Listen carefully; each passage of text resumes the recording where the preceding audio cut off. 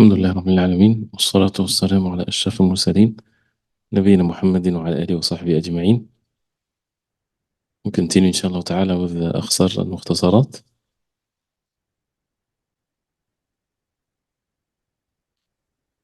and the last part of the chapter of the khiyar, for the different types of al-khiyar, and then after that Kitab al-Riba.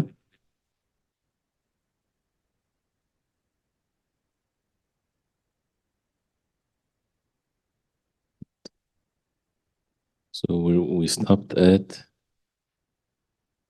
فصل ومن اشترى مكيلا. ومن اشترى مكيلا.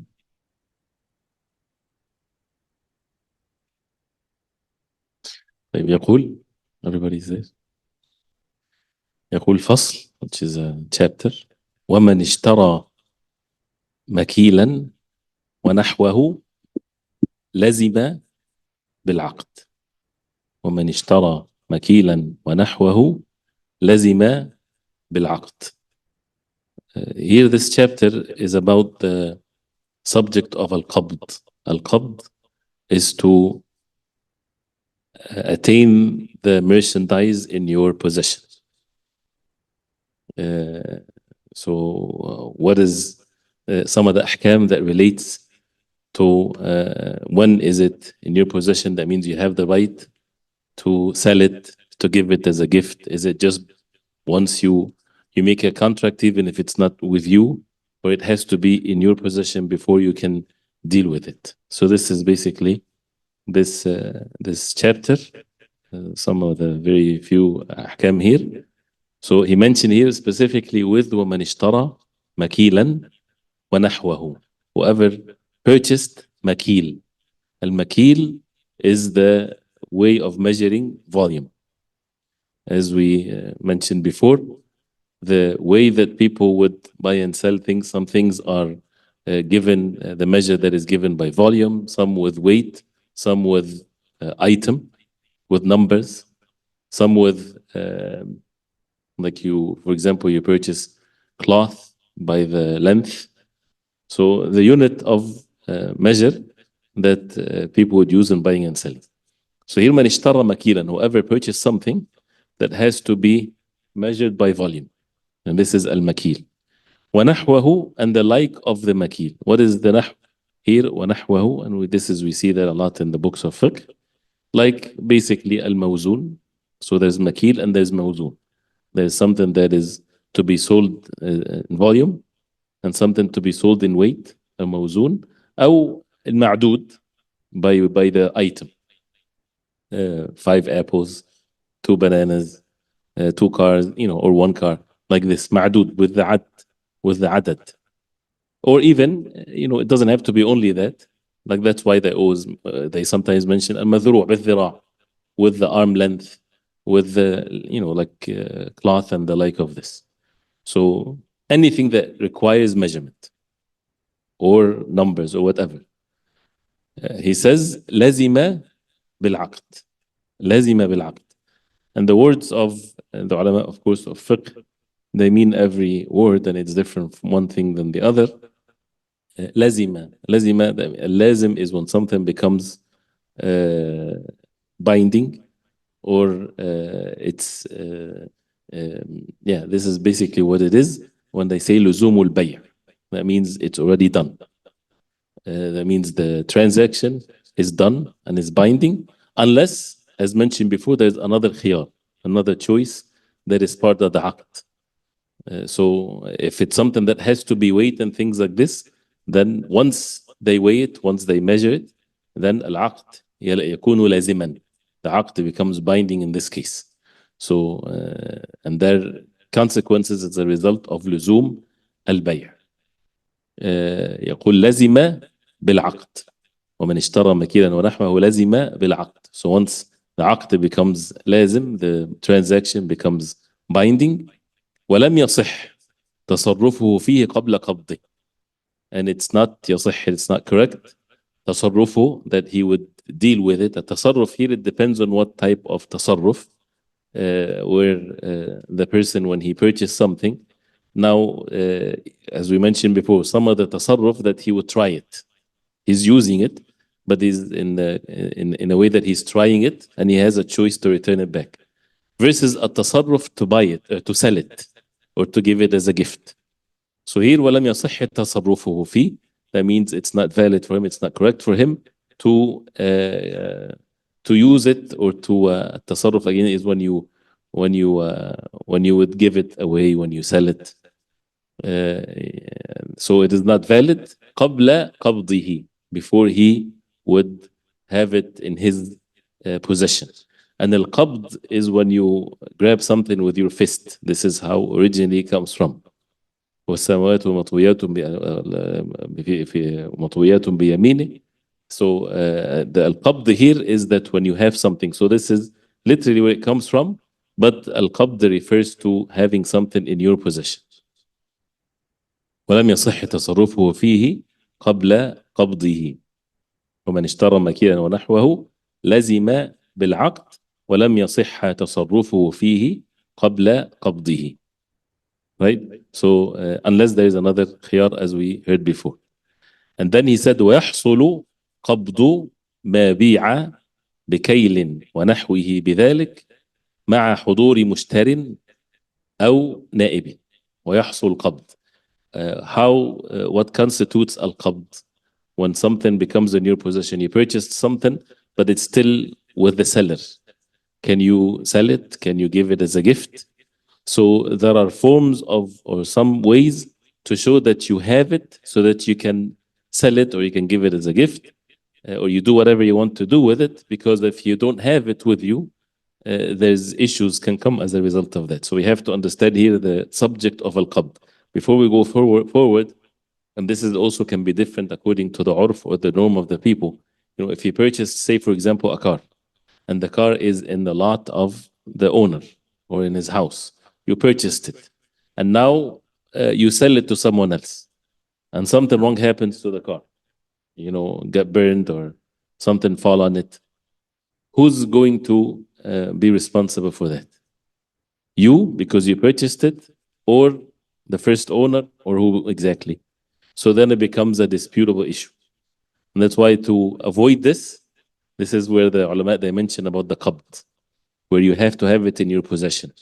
One way or the other. It doesn't have to be physically everything that has to be in your owned land, for example. And that's why there are different ways to do so. So if something that is being sold bikail, something that is being measured by the volume, or wanahwahu, and with weight, or the things that we mentioned, what constitutes al-qabd, that you have it in your possession? He says وَيَحْصُلُ قَبْضُ مَا بِيعَ. Al-qabd is attained, يحصل is established, ما بيع, what's been sold, ما بيع بكيل, with the kail, with the measurement of volume, ونحوه, like weight and things like that, بذلك, meaning by what just mentioned now, which is when it's measured. مع حضور مشتر أو نائب. So this is how the qabd. So if you're buying something that requires weighing it, once it weighed, that means you had this qabd. Al-qabd here, even though you didn't carry it yet in your hand, but since it get weighed or get measured with the unit of volume, that means you have it now in your possession. Or this is the meaning of al-qabd. So then you can sell it. You can do whatever you want to do with it. And of course, the contract has to be there. I mean, you purchased, you paid the price, things like this. مع حضور مشتر أو نائب. But with another condition, that al-mushtari is present, the one that is purchasing is present, or his na'ib. Na'ibihi, that means the one that acts on his behalf. And the word na'ib is used for like a vice president, vice this. So the one that acts on behalf of the original owner, or the purchaser. So this is with regards to al-kayl or al-mawzun, anything that is measured with volume or weight or whatever. Then this is what constitutes al-qabd. Then you can, after you have it in your possession, then you can sell it. So if it's something that is weight or so, then you have to be present or someone acting on your behalf. And of course, we're not talking about newly invented matters, but we need to know the original ruling of the mas'ala here. What constitutes a na'ib, who would act on one's behalf. Even some of the ulama, but again, al-hila is haram. Al-hila, or dealing with tricks, to be trickery, is haram. Some of the ulama, they say you can even give the seller that he would act upon your behalf. Right? So he can act on your behalf. Right? This is something that in general, in principle. So here, the person has to be there, or his na'ib, someone that he acts on his behalf.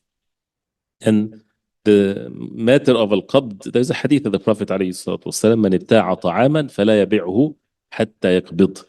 Whoever purchased طعام, whoever purchased food, he should not sell it till he حتى يقبض, till he has it in his possession, till he gets it with him. So, and that's very obvious again, so that people do not fall into any disputes. Of course, as it mentioned here afterwards, وَوِعَاؤُهُ كَيَدِهِ. وَوِعَاؤُهُ كَيَدِهِ. Now here al-qabd is the physical qabd, when you have something in your hand. وِعَاؤُهُ, al-wi'a is the container. Right? So here, the كَيَدِهِ is like his hand. وَوِعَاؤُهُ كَيَدِهِ, that it's put in a container, it's like giving it in his hand. Right? So this is how the qabd. So he doesn't have to get it exactly. Right? You can have it in a container. So وَوِعَاؤُهُ كَيَدِهِ, like his hand. وَصُبْرَ وَمَنْقُولٍ. So here وَوِعَاؤُهُ كَيَدِهِ. And of course, the original form of this is you send your bag for someone to put what you purchased in. So as if this is your form of qabd, because this is your bag, and you send it to the seller, and he puts the merchandise in it. Right? So this is basically, this wi'a is like your hand. You don't have to take it physically from him.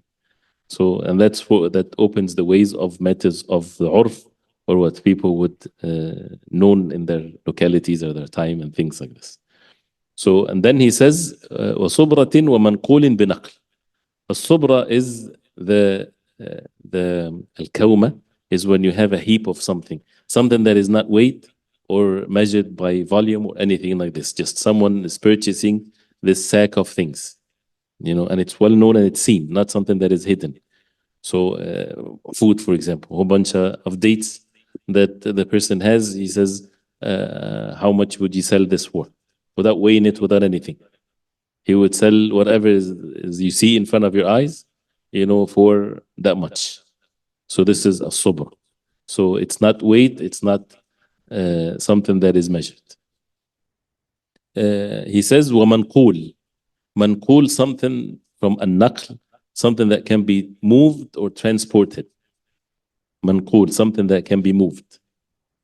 Binaql. So how is the qabd here? Is binaql, is by moving it. So sobra, if you purchased, this heap of dates, if it's correct to say, can you call heap of dates, right?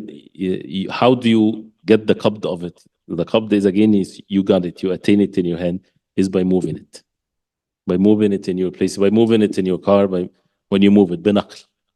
And wamanqul binaql, anything that can be moved, then it's by moving it. Furniture, refrigerators, whatever. ومنقول بنقل. Then you have the qabd of it. وما يتناول بتناوله.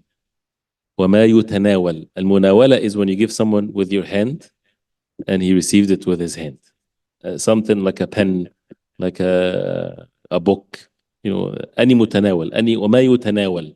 Anything that people can hand over to someone, then is بتناوله. Then this is how he got the qabd of it. He got it by receiving it, by taking it in his hand. وغيره بتخلية. وغيره, and other than that, بتخلية. التخلية, like الخلاء, التخلية is when you move away from something, right? That means you remove any barriers between the person and the merchandise, right? And that's why al-khala is something that departs from you. So takhliya here, that's why even when the ulama, they say we are in need of the takhliya before the tahliya. Takhliya is when you remove the impurities of your heart. And then at-tahliya is to adorn yourself. So وغيره بتخلية, that means the owner, the original owner, he leaves it by what is known to the norm that he does not have it anymore. For example, if someone purchased a house, does the house has to be moved? Of course not. So what is the qabd of the house? You wrote the contract and everything. The owner moves out. So when he moves out and he gives you the key, this is qabd. Even though you didn't go there, but he gave you the way for you to go. You know, you can go anytime. This is yours. So this is takhliyah. And many other things, again, according to the urf. The car, even you purchase a car and it can stay in the dealer's lot overnight. But he gave you the key. If you come anytime, you can take the car and leave. So he's not responsible for it anymore. If something happens, it's yours. Why? Because he made that takhliyah. If he doesn't make the takhliyah, he's responsible. That means it's not given yet. But and it doesn't have to be that he says, أنا أخلي بينك وبين السيارة. I remove myself away from anything between you and the car, even though they would say that, or maybe they would have in the contract. But just the fact that he says, oh, congratulations, it's your car, thank you very much. And you take the key, and he says, it's okay, you can keep it for some time. But he's not responsible for whatever happens to it because it's already, the takhliyah is there. So it doesn't have to be moved physically. So, right? So, ووعاؤه كيده وصبرة ومنقول بنقل. Sobra, again, something that's not measured with weight or volume. بنقل, by moving it. We're making sure that every word is clear, right? ومنقول, something that is to be moved بنقل. And you see, نقل, that means he moved something. المنقول is the moved, right? ومنقول بنقل. وما يتناول بتناوله. المناولة, ناولتك الكتاب, that means I gave you in your hand the book. وما يتناول, what is to be given hand in hand like this, is بتناوله. وغيره بتخلية, and the rest, other things, is with the تخلية. That means you remove yourself from being a barrier between the purchaser, the buyer, and the merchandise. Clear? And then he says, نعم. ووعاؤه, الوعاء is the container. ووعاؤه كيده. His وعاء, the وعاء of the buyer is like his hand. Right? So if he sends his truck, right, and the seller, he puts the stuff in the truck, right? So his truck is like his hands. So he gave him the qabd, even though the person was not there, he did not carry it himself. So it shows that there can be many different ways of al-qabd, but it has to be there before a person can sell it or can give it away. This is why they mention the qabd, because of the hadith of the Prophet ﷺ, to avoid any disputes as a result of who would be the dhamin, who would guarantee if something happens to it. And these things has to be very clear. He says then the last point here before the next chapter, he says وَالْإِقَالَةُ فَسْخٌ تُسَنُّ لِلنَّادِمِ. وَالْإِقَالَةُ فَسْخٌ تُسَنُّ لِلنَّادِمِ. Al-Iqala is should have got the proper law terminology for these things. So Al-Iqala here is basically when someone would basically the contract is broken, even though there's no conditions is there. So the buyer, he returns to the seller. There's no khiyar, as mentioned before. No time, nothing whatsoever. So the transaction is final. But the buyer, he regretted what he did. So he goes to the seller, can you please take it back? Right? So then he would say, okay, aqaltuk. That means I remove this burden from you. And iqalat al-athara. This is a word that is used when someone would remove a burden from his brother. So this is basically what al-iqala, which is removing the transaction of buying and selling. So it's not there anymore. And that's a good deed. It's not obligated upon the seller because he's done. There's no khiyar, there's no conditions whatsoever.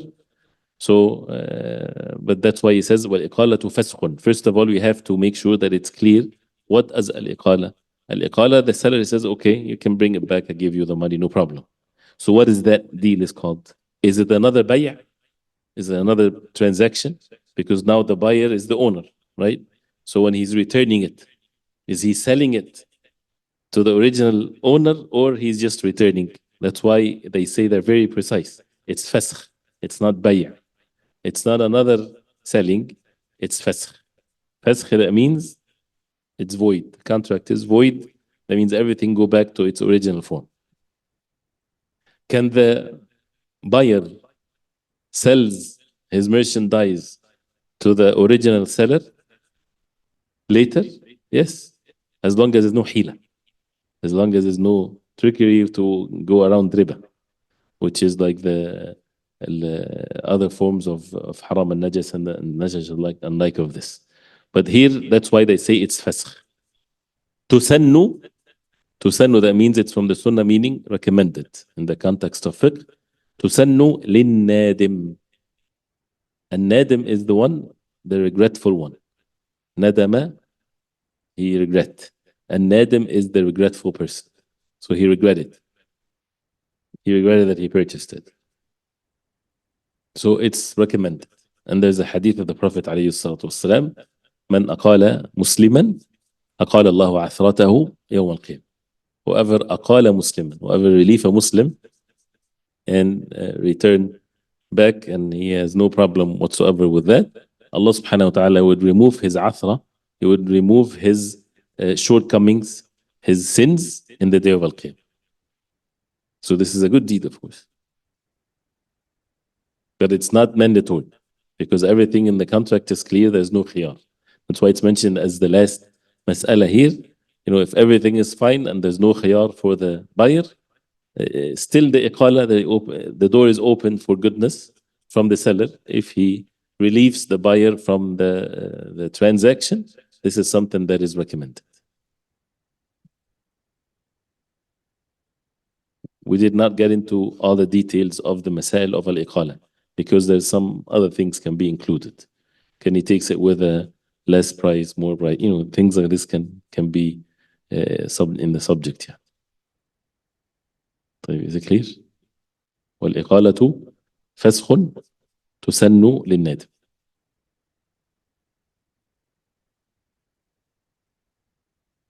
So therefore now when you deal with contemporary issues, we're not going to talk about it, but you want to make takyif to the mas'ala. You want to perceive it, you want to see it in the right way or form so that you can see the rules and the principles here. So someone purchased something online, for example, and he purchases it and he sell it. Does the qabd happen or not?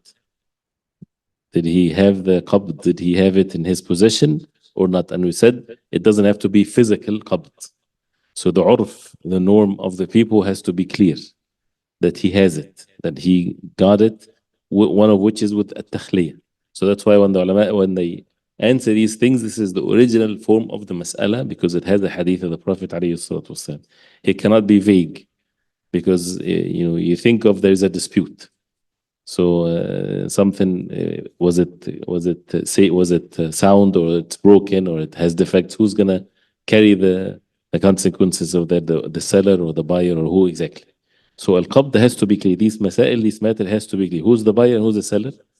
And did the transaction is over? Now we're dealing with another transaction that no buyer is responsible for everything in his. Now it's in his possession, even though it's not in his place of storage, for example. It doesn't have to be, but it's his now, so he's responsible for it. He's not going to go back to the seller to say, no, you're the one that did this or that. So these things has to be clear. That's why the subject of al-qabd is mentioned.